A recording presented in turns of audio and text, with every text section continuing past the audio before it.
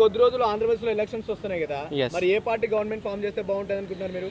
TDP form చేస్తే బాగుంటుంది yes TDP and Janasena. మరి టీడీపీ జనసేన గవర్నమెంట్ ఫామ్ చేస్తే ఉద్యోగ అవకాశాలు కానీ డెవలప్మెంట్ కానీ ఏ మేర ఉండొచ్చు అనుకుంటున్నారు? హై లెవెల్లో ఉంటాయని ఎక్స్పెక్ట్ చేస్తున్నాము టీడీపీ అండ్ జనసేన తరపున. అంటే ఇప్పుడు 2047 విజన్తో వస్తున్నారు కదా మరి Yes. టీడీపీ. సో మరి నిజంగానే హైదరాబాద్ మాదిరిగా సింగపూర్ మాదిరిగా డెవలప్మెంట్ జరిగే ఛాన్స్ ఉంది అనుకుంటున్నారు? Definitely they can get. So ఇప్పుడు జగన్ గారిని ఎందుకు వద్దనుకుంటున్నారు?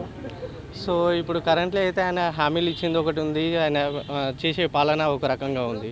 సో దానివల్ల అందరూ ప్రజలు మొగ్గు చూపేది టీడీపీ అండ్ జనసేన వైపు మొగ్గు చూపుతున్నారు. సో ఇప్పుడు ఏమంటున్నారు జగన్ గారు అంటే నేను ఇచ్చిన సంక్షేమ పథకాలు ఏవైతే ఉన్నాయో ప్రజలు చాలా గట్టిగా వెళ్ళాయి, ఈసారి 175 గెలుస్తామని అంత ధీమా వ్యక్తం చేస్తున్నారు కదా, మరి నిజంగానే వెళ్ళొచ్చు అనుకున్నారు? నాట్ షూర్, బయట టాక్ అలా ఉంది కానీ అక్కడ వెళ్ళి చూస్తే మాత్రం నాట్ షూర్.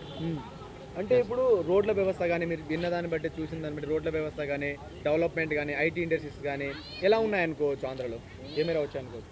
ఇక్కడ దీంతో కంపేర్ చేస్తే చాలా లెస్గా ఉన్నాయండి ఆంధ్రాలో. సో ఇప్పుడు చంద్రబాబు నాయుడు గారికి జగన్మోహన్ రెడ్డి గారి మధ్య తేడా అంటే ఏం చెప్తారనే? జగన్ అయితే ఫస్ట్ డెవలప్మెంట్ చేస్తాము, ఉద్యోగాలు ఇస్తామని చెప్పారు కానీ ఇంతవరకు అయితే ఏమి ఉద్యోగాలు ఇవ్వలేదు, డెవలప్మెంట్ ఏం చేయలేదు. సో దానివల్ల ప్రజలందరూ మొగ్గు చూసేది టీడీపీ జనసేన వైపు.